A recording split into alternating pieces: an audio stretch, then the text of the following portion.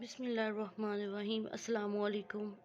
Chapter number 11 हम कर रहे हैं। एक्सरसाइज 11.1 है। क्वेश्चन नंबर 3 करेंगे। इन अ राइट एंगल ट्राइंगल ऐसी ट्राइंगल जिसमें एक एंगल 90 का है। राइट एंगल ट्राइंगल से क्या मुराद? ऐसी ट्राइंगल जिसमें एक एंगल 90 का है। ए बी सी एक ट्राइंगल है, बी पे 90 का एंगल है, सी पे उसने 60 का एंगल बताया है। आल्सो उसने ये भी बता दिया है कि sine measurement angle C over B है। Find the following trigonometric ratios. Trigonometric ratios बताएं जो उसने दी हुई है ना, वो ट्रिग्नोमेट्रिक रेशोज़ हमने फाइंड करनी है। अभी ने क्वेश्चन पूछा था कि टीचर ये साइन कोस और सीकेंड कोसिकेंड और टैन और कोट क्या है। बेटा ये सारी ट्रिग्नोमेट्रिक फंक्शंस हैं सारे, और थीटा इनमें। अगर मैं साइन थीटा बोलूँगी तो थीटा एक एंगल है, अगर मैं साइन फाई बोलती हूँ तो फाई एक एंगल है। ठीक है, और देखते हैं इसका सोल्यूशन, जिसमें हमें उसने एक ट्राइंगल दे दी है ए बी सी, और बी पे 90 का एंगल दिया है और सी पे 60 का। 90 प्लस 60, 90 प्लस 60 150 हो गए। हमें पता है कि जो ट्राइंगल में एंगल्स का सम है वो 180 होता है। तो यहाँ पे 90 प्लस 60 कितने हो गए? 150। तो यहाँ पे एंगल कौन सा होगा? 30। क्या एंगल होगा? 30। ऐसे कंप्लीट हो जाएगा ना 180।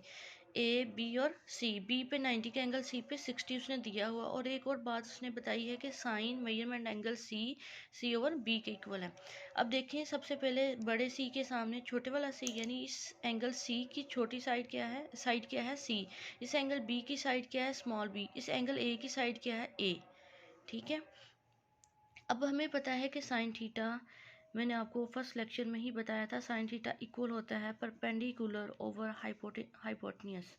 ठीक है, अब परपेंडिकुलर, यहाँ पे परपेंडिकुलर ये है, बेस ये है, और जो हाइपोटेन्यूस है वो ये है। ठीक है, 90 के एंगल के सामने वाली साइड हाइपोटेन्यूस। ठीक है, और ये हमारे पास परपेंडिकुलर हो गया, और ये क्या है? बेस। तो परपेंडिकुलर यहाँ पे क्या? सी। हाइपोटेन्यूस क्या है? बी। ये देखें, उन्होंने साइन हमें सी और बी के इक्वल ही दिया है। ठीक है, नेक्स्ट आ जाएं। हमें अब देखें कि हमें ये भी पता है कि ये सी है और ये क्या है? बी। हमें इस बेस का नहीं पता, हमें अभी सी और बी का भी बताया ना, हमें बस अब इसका नहीं पता ना, बेस का। बेस हमने क्या करना है? बी सी हमने क्या करना है? फाइंड करना है।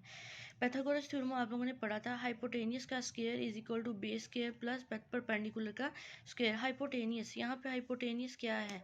बी का स्क्वायर आ गया। यहाँ पे बेस क्या है? बेस हमारे पास यहाँ पे ए है ना, तो ए का स्क्वायर आ गया। परपेंडिकुलर का स्क्वायर, तो परपेंडिकुलर यहाँ पे क्या है? सी का क्या आ गया? स्क्वायर। हमें तो ए चाहिए, हमें क्या चाहिए? ए। ये सी स्क्वायर इधर प्लस हो रहा है, तो इस तरफ आके क्या हो जाए? ये क्या सी स्क्वायर जो है, हमें चाहिए बेस चाहिए ना यहाँ पे, तो बेस हमारे पास यहाँ पे हमें ए फाइंड करना है।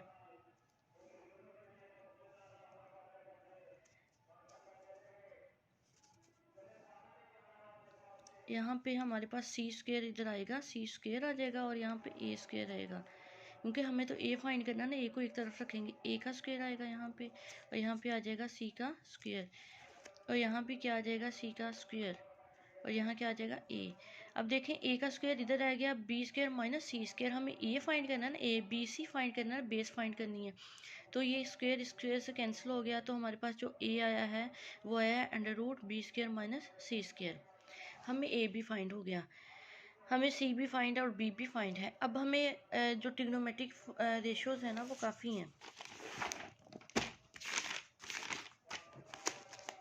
यहाँ पे देखें, जो है वो tan 60 भी दिया हुआ है, कोसिकेंड 60 भी है, साइन 30 भी है, कोस 30 भी है, सिकेंड 30 भी है, और लास्ट वन है कोट 30।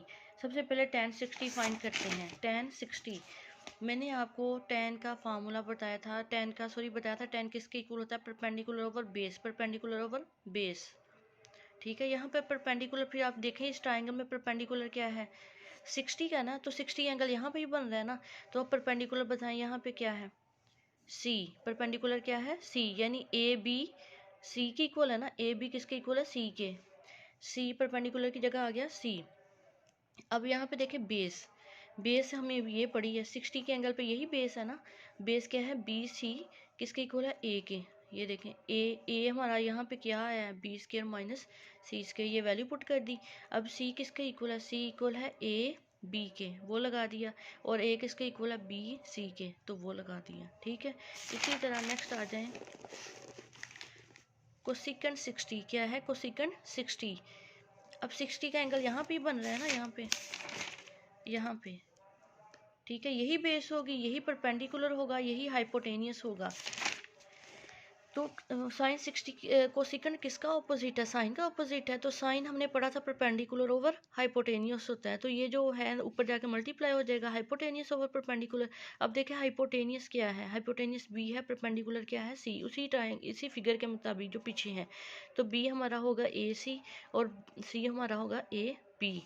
इसी तरह कोड 30 है। अब एंगल 30 की बात हुई है, तो एंगल 30 हमारा कहाँ पे है, एंगल 30 हमारा इधर बन रहा है, कहाँ बन रहा है, इधर बन रहा है।